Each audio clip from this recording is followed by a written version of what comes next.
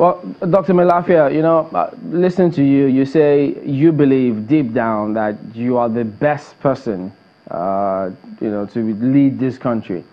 But the thing about this, about politics, is that it's not about one being the best or one being the worst. It could be about the middle ground. So, and then when you say, if Nigerians think deeply, they will have to consider you, which is what you said. But I'm just wondering, because you have to negotiate with people you like as well as people you don't like. Do you really think that you've played the politics to the point you can then thump your chest and say, I have done enough meeting people at the middle ground to warrant you being elected as the president? Or better still, is the country ready for your kind of politics and leadership?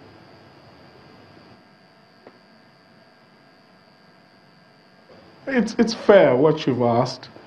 We could do more. I agree with you, and we should do more. As a matter of fact, and I myself am not completely satisfied with what we have done in trying to reach out to the electorate and to all key stakeholders. So definitely we can do better. But when I say that I think, and I know that I am the best candidate, I'm not saying it out of arrogance or anything like that, God forbid. But I have felt and understood the issues facing these countries very deeply. I'm not just a development economist. Yes, I'm a public intellectual and a political philosopher and a financial expert. I want to bring all those things together to create a $1 trillion economy in this country in the next 4 or 5 years, building on the foundations of peace and security and genuine nationhood. So this is my plan, this is my vision. I haven't heard anybody talk in the way that I feel strongly about how to take this country forward. This is why I believe that I carry a great anointing to redeem our country. And I have no ethnic, religious, or any sentiments of that kind. I believe in the Great Nigeria Project, and my greatest influence as has been Chief Obafemi Awolowo. I carry his mantle, and I want to deliver this country if I'm given the opportunity. But of course, it is for the electorate to decide.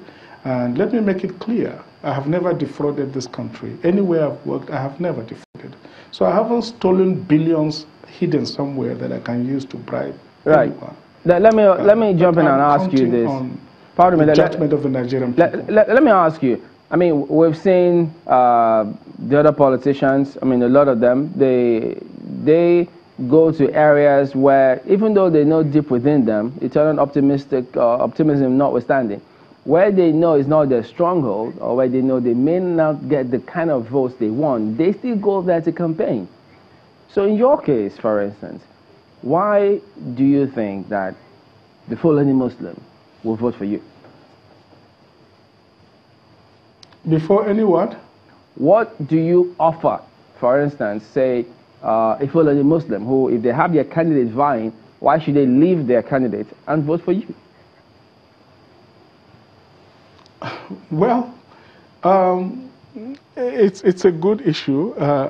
It is not for me to impose myself, but I know that I've got the plan. I'm a person, with a leader with the plan, and a leader with the focus and with the heart, above all, to really transform this country and take it to a much higher level than what we are, than what we have currently. It is for the electorate to decide whether what I'm saying is the truth or not. But I know that, before outside, all these old recycled politicians.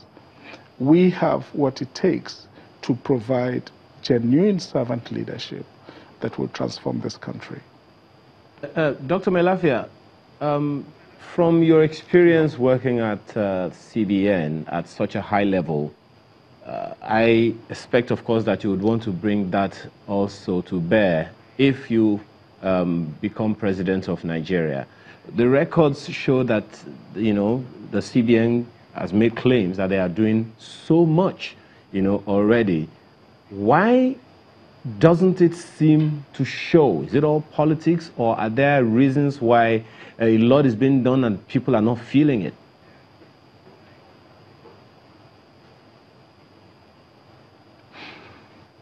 Well, to be honest with you, I'm always uncomfortable breathing down the neck, as it were, of my former colleagues. They're working under difficult circumstances. But I'm constrained to say that the CBN of today is not the CBN that we used to know. It has become an amorphous bureaucracy without vision, without purpose, and without a sense of direction. They are now dabbling into things that don't concern them. I mean, Uncle's Borrowers Program, that is a fiscal issue. It's not a monetary issue. And a central bank has no business dabbling into those things. We need a central bank that, as it was before, a center of excellence in this country, that is focused on the core mandate of a central bank, which is price stability, financial stability, economic development, growth, job creation, and of course the integrity of the Naira. We seem to be departing from those issues and pursuing illusions, and that is why people are grossly dissatisfied. Part of the problem is not entirely their fault. There has been a kind of political capture of the central bank by, people that actually don't even have a position in government. Are you going to try to influence it, considering the fact that, the central bank is supposed to be independent? Yes.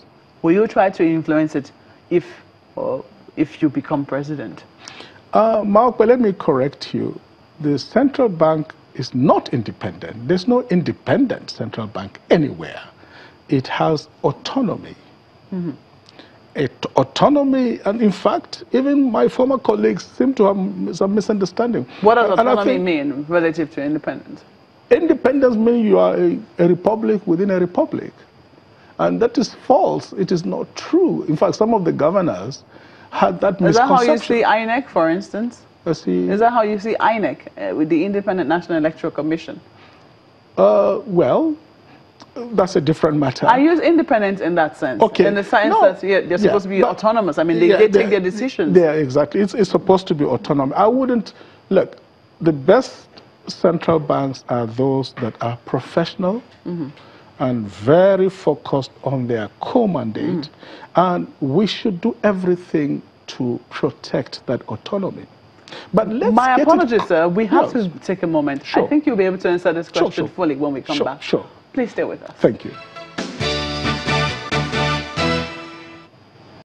Well, we still have with us Dr. Obadiah Melafia, who is the presidential candidate of the African Democratic Congress and also a former deputy governor at the Central Bank of Nigeria. You're going to say something about, what you would do to ensure that the central bank is, does something without affecting the autonomy. How do you hope to influence that if you're president? Yeah, let me explain, Mark. But you see, autonomy is very important, and that professional autonomy is needed. But we shouldn't confuse it. There's only one government, and that is the government at the center.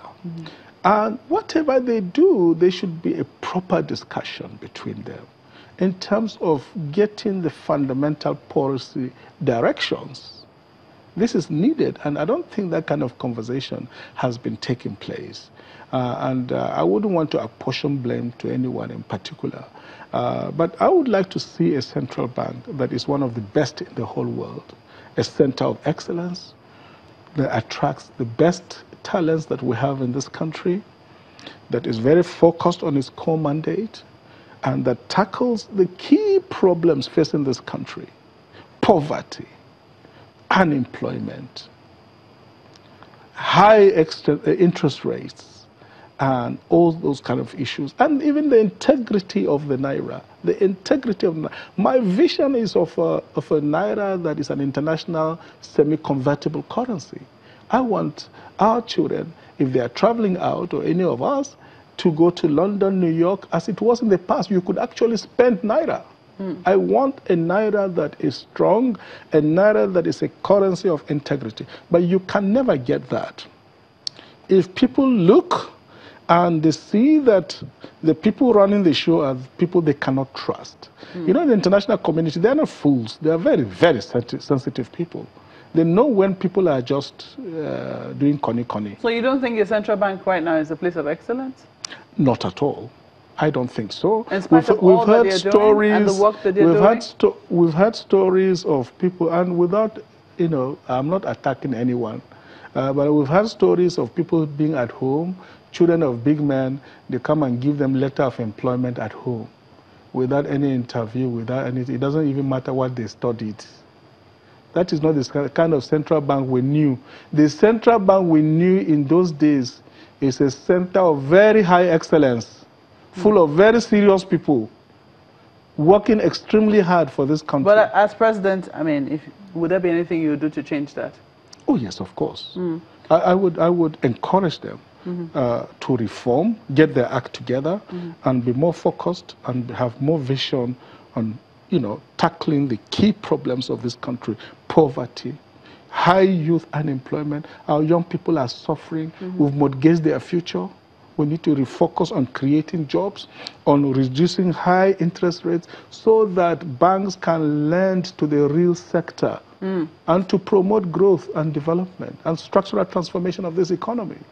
Well, we'll see how... It's a big enough job for any central banker to do for the next 10 years. That's definitely a conversation to have for another day. We have to thank you most kindly for coming on Sunrise today. Thank you. Dr. Obadiah Lafia is a presidential candidate of the African Democratic Congress and also a former deputy governor at the Central Bank of Nigeria.